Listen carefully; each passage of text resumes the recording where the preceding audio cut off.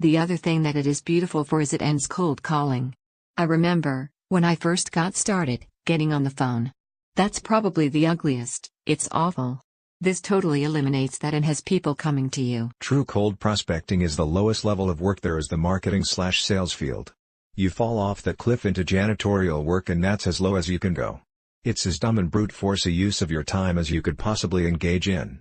Stupid sales managers still to this day take potentially good salespeople and they put them into doing that, and, in most cases, they kill them, they destroy them. Only super desperate or super strong persons survive that experience because it is so horrid, and far more horrid today than it was when you or I did it.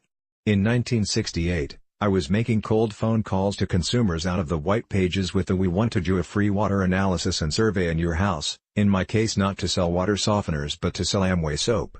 You're trying to get an appointment to come in and do a water analysis with somebody you've cold called out of the white pages where your only means of differentiation is the ability to pronounce the name. By the way, if don't want to get a lot of cold calls, it's good to be like, Russian or Polish. In the late 60s, you still had a fair amount of people at home during the day and a fairly significant number of them would actually engage and talk to you. You at least had a shot. Today they resent that call, they thought they had barriers in place for that.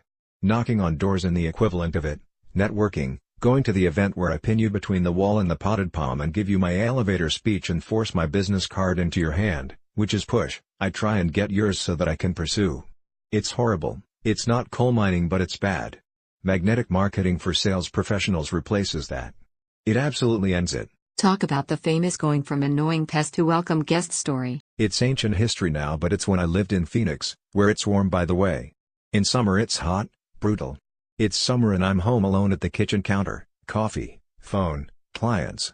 A very persistent person who I immediately categorize as a pest is ringing the doorbell and then, ignored, is banging on the door.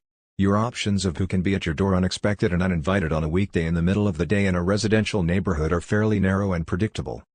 Our joke was it was either the Avon lady or the Jehovah's Witnesses, they carpooled. They all come in one car and then the Avon people go to one end of the street and the Jehovah's Witnesses go to the other. When they are done, they get back in the car and go to the donut shop.